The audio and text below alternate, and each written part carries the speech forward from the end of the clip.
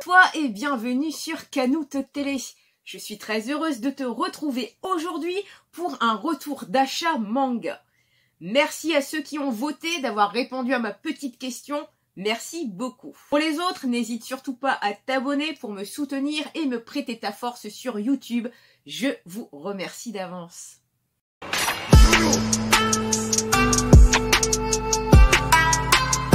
Voici donc mes achats pour le mois de janvier. Il y a certains, j'ai regroupé, mais ça on va voir un petit peu plus en détail. Le tout premier manga du mois de janvier acheté est naturellement One Piece.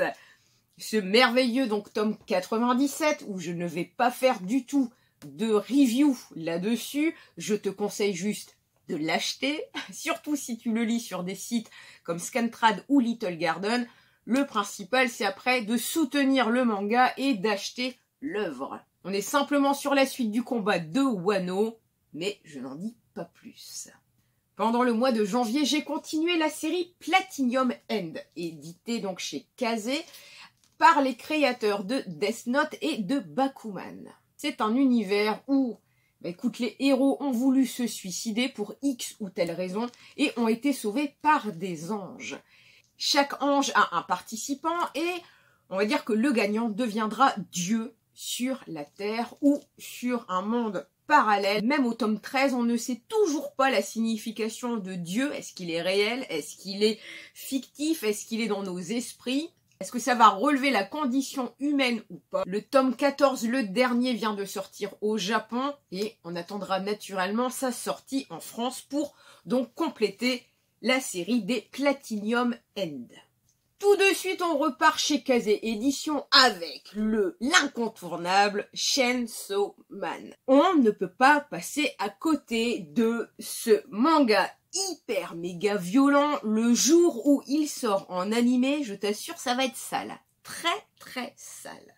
On va découvrir le héros, Denji, ce pauvre petit garçon qui a eu franchement une enfance très difficile. Denji va y rencontrer Pochita, un petit chien démon tronçonneuse, rien que ça. Bien sûr, ils vont tomber donc sur des monstres très très puissants. Et lors d'un combat, c'est dès le départ, on va dire que Pochita va fusionner avec Denji et du coup celui-ci va se transformer en homme tronçonneuse. Donc inutile de te dire que les combats sont hyper violents, ça crache du sang de partout et l'humour y est très très particulier. Je ne vais pas te spoil, mais le premier bisou d'amoureux de Denji est plus que mémorable. Je m'étais permise de tweeter ces deux images tellement elles m'avaient fait rire. Pour te dire, dans le volume 2, l'objectif de Denji est de ploter des nichons, quitte à battre un très très gros monstre pour y arriver. Donc, Denji va sortir comme ça de sa misère, il va être embauché comme chasseur de démons. On y fera même donc la connaissance de Power, une démone très particulière. Et je ne peux également que te conseiller de lire Chainsaw Man en attendant sûrement un animé prochainement. Mais l'animé, je te dis, sera sûrement réservé à un public averti lui aussi. Pika Édition m'a fait plaisir et c'est comme ça que j'ai commencé la série. Pour un tome acheté, un tome gratuit. Naturellement, tu tombes vite dans cet univers comme ça, très réaliste, très décalé, donc de Boichi, avec des dessins magnifiques. Naturellement, il est réservé à un public averti. Ce n'est vraiment pas pour les enfants ou les gens qui a quand même une certaine violence et des thèmes abordés et même une certaine sexualité dans les dessins de Boichi qui se fait plaisir. Que tu vas aimer ce genre de position de certaines. Juste quelques images, j'espère que Pika ne m'en voudra pas. Donc tu vois quand même la réalisation comme ça des combats. Il y a quand même cette qualité graphique très pointue de Boichi qui est un vrai régal. Origine de base est un robot créé par l'homme avec une intelligence surdimensionnée. Nous suivrons donc les aventures de Origine alias Jin Tanaka, son nom humain. Il va se faire embaucher donc à l'AEE, une super entreprise qui gère les intelligences artificielles et la création de robots. Jin Tanaka est le premier robot à avoir été construit. On apprend qu'il aide son défunt père dans la création de ses frères et sœurs, car les autres veulent détruire l'humanité et lui veut mener une vie convenable. C'est un manga assez violent, hein, où on retrouve vraiment l'univers de Boichi, avec une qualité de dessin démentielle et une certaine psychologie, une certaine philosophie adoptée dans le dernier tome.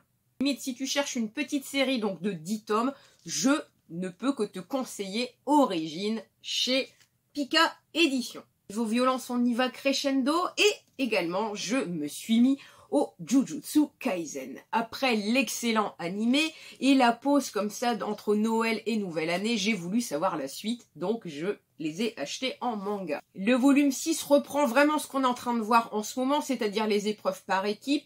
Et on voit quand même ici dans le volume 6 le fameux duo entre les nouveaux potes ou même voir les nouveaux frères. Je me suis également laissé tenter donc par le volume 0. Donc là c'est complètement un prélude bien avant l'histoire. Dans ce volume on va retrouver donc les aventures de Satoru, Toge et même Panda bien avant donc l'arrivée de nos héros actuels. Toujours dans la joie et la bonne humeur, continuons ces achats avec ce redoutable, macabre, sinistre, cruel, Sido. Sido, si tu as une âme sensible, n'ouvre même pas ce manga. Panini Édition précise qu'il est conçu pour un public plus qu'averti. Je confirme cette violence. Pourquoi Sido est noir, il est si cruel et qu'il nous touche autant? Pour moi, c'est parce que les héros sont des enfants. Des enfants à qui on va faire aucun cadeau. Il n'y a vraiment aucune pitié. Pendant la crise politique au Japon, plus le choléra, déjà, écoute, le manga débute sur la mort de leur maman qui crache du sang et autres. Ces deux jeunes enfants sont livrés à eux-mêmes. Comment dire, dans la forêt, on va découvrir une femme qui se fait violer. On va dire que le plus grand des deux veut sauver cette fille, mais malheureusement, il aurait pas dû se jouer d'eux. On va les vendre dans un endroit plus que... Ils vont atterrir dans un endroit où on dirait une secte plus que bizarre. Franchement, avec des doctrines de purification sur des enfants. Alors, dans le volume 2, on va même présenter donc le héros comme sacrifice pour qu'il soit tué comme ça devant la place publique.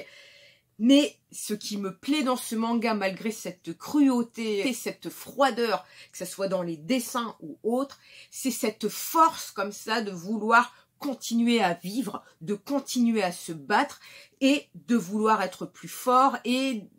De toute façon, clairement, si tu ne deviens pas fort, tu meurs. J'ai appris sur Twitter ce matin que le volume 2 et 3 sera disponible à partir de mercredi. Naturellement, je vais continuer cette série. Et franchement, faut être quand même assez accroché pour lire Sido. Franchement, c'est un chef-d'œuvre.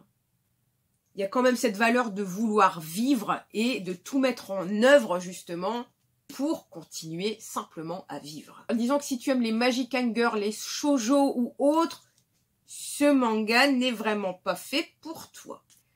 La suite des achats, donc avec The Unwanted Undead Adventure, donc là on suit les aventures de Lent, un chasseur de trésors qui écoute pendant 10 ans à essayer comme ça d'évoluer en guerrier, mais en vain, il n'arrive pas à évoluer jusqu'au jour où il tombe sur un dragon. Celui-ci, donc ça c'est au début, hein, le transforme en squelette et ce squelette va se transformer au fur et à mesure des combats en ghoul. Plus il va battre des monstres forts, plus il gagne de l'expérience et limite récupère peu à peu des muscles, la voix d'un humain et plus il évolue, plus il devient fort. Lent est un gentil aventurier, il continue toujours d'aider les humains dans les quêtes, surtout quand ils voient qu'ils sont peu expérimentés.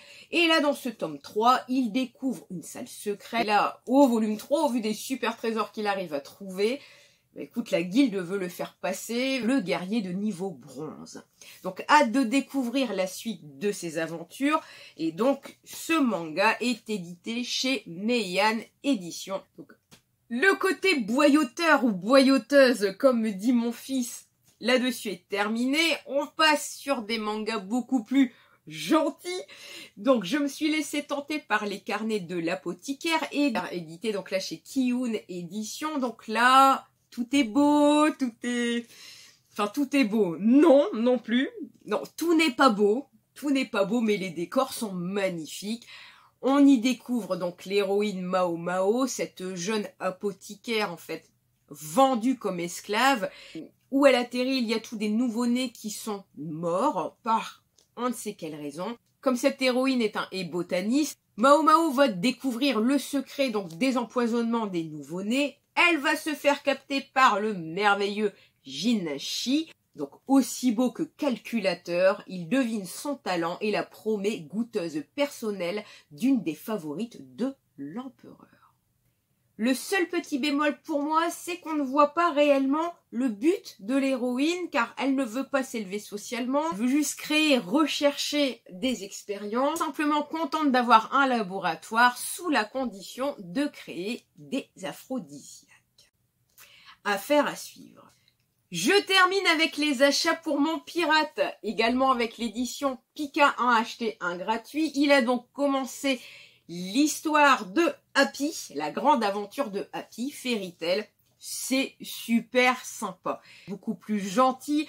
Les méchants ne sont pas tellement méchants, en tout cas pour l'instant dans ces 2 premiers tomes. Dès le départ, Happy se fait engloutir donc par un visage, une grosse bouche. Il atterrit dans un monde parallèle où vivent plein d'animaux. Il a les traits comme ça d'un héros légendaire et il obtient dès le début un cœur joyeux. Doit être rempli d'expériences. Les expériences obtenues donnent des points si tu aides donc les animaux ou si tu les rends tout simplement heureux. Les 2 premiers volumes sont très sympathiques à lire. Ce premier retour d'achat manga est terminé. S'il t'a plu, donc merci pour ton pouce et ton commentaire. N'hésite surtout pas à t'abonner pour me prêter ta force et me soutenir sur YouTube. Je vous remercie. Je suis également disponible sur Twitter, Instagram, Facebook. N'hésitez surtout pas. Je vous souhaite une bonne journée, une bonne soirée, bonne lecture et à très bientôt.